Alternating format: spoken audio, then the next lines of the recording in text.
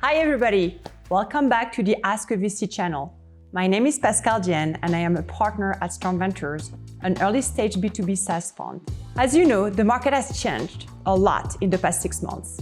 There has been a slowdown of the economy, new layoffs are announced every week, and overall, there has been a lower number of investments made in the VC world. VCs are still investing though, at least we do at Storm Ventures, but the pace is a bit slower. Let's dive into the 5 main signals and what metrics matter when raising money during a recession. ARR growth rate. 2x is the new 3x. Obviously, growth rate remains an important signal for investors. It has always been. But recently, things have changed a bit. In the past 2 to 3 years, investors got used to seeing businesses tripling year over year. In the past 2 quarters of 2022, everybody has felt the market softening. Investors have started to see their portfolio companies missing their quarter, which has started to reset growth expectations when looking at new deals. Because it is now harder to grow and 2x is considered good, you can say that 2x is the new 3x. Net dollar retention, NDR, the new golden metric during a recession. Arguably, net dollar retention has become one of the most important signals when raising money. Let's start by explaining what net dollar retention means. It simply means how much money are you gaining or losing from your existing customers. Let's go through a simple example. If you have 10 customers paying 10K each annually, your ARR is 100K. If you lose 1 customer, but expand 1 customer contract from 10 to 20K annually, then that expansion makes up for the churns and your NDR is at 100%. But if you lose 1 customer and expand 2 customers, contracts from 10 to 20K, then your ARR is not 110K and your NDR is at 110%.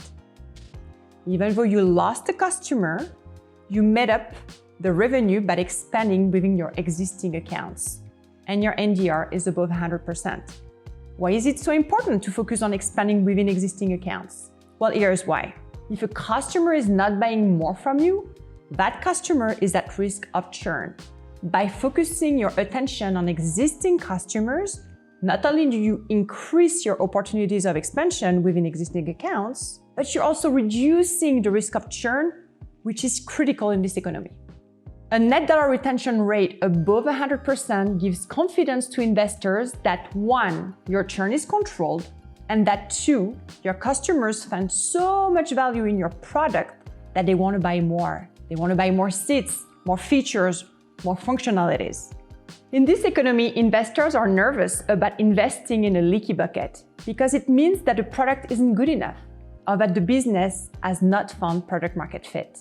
An NDR rate under 100% will definitely make investors nervous today more than ever. If you want to know more on how to improve your NDR, listen to Ryan Floyd's video, How to Master NDR, linked in the description. Gross margins, the 80% rule. At Storm, we specialize in B2B SaaS businesses, and any investor in that space expects typical SaaS margins north of 80%. Anything under 80% will make investors pause and dig into why the COGS are so high. Why is the business so capital intensive? Is it because the customer success cost is high? Is it because the product isn't fully automated? Is it because hardware is involved? Is it because your AWS bill is high? The point is, in this economy, investors are less inclined to invest in businesses that may become capital intensive because of product issues. Watch your gross margins and be ready to have a great explanation if you're under 80%. Pipeline, testing the growth plan. Why is pipeline so important today? Entrepreneurs usually show us a slide with a plan on how they will reach 20 to 50 million in ARR in the next 3 years. While we like entrepreneurs with an ambitious long-term vision and mindset for the business, what we really like is to dig into the projections for the next 2 to 3 quarters. And the best validation of these short-term projections is the pipeline. We usually like to see the pipeline being 2 to 3 times higher than the projected revenue. With today's market uncertainties, the bar is now even higher. Every investor will test for a scenario where the economy does really poorly, even worse than expected. So be mindful in your short-term projections. Make sure that your pipeline can back up your numbers or expect to be challenged. Capital or sales efficiency. Cash is king. The concept of growth at any cost was true for the past 3 to 4 years, but it is not true anymore. We talked about 2x being the new 3x in terms of growth rate, which is an illustration of that shift in focus from the top line to the bottom line of the financial data. In the startups world, VCs usually don't expect businesses to be cash flow positive. But today, investors want to understand how capital efficient your business is. In other words, how much cash are you burning on a monthly basis to grow at that 2x rate we talked about? This burn rate will define your runway and how much time you'll have available before running low in cash and having to raise your next round. These days, we actually recommend our portfolio companies to plan for at least 2 years of runway, which to an extent explains the layoffs we've been seeing. This leads us to sales efficiency. That is now more important than ever. Because if you have to let go of some of your sales reps, you need to make sure that the staff left can actually deliver and hit quota.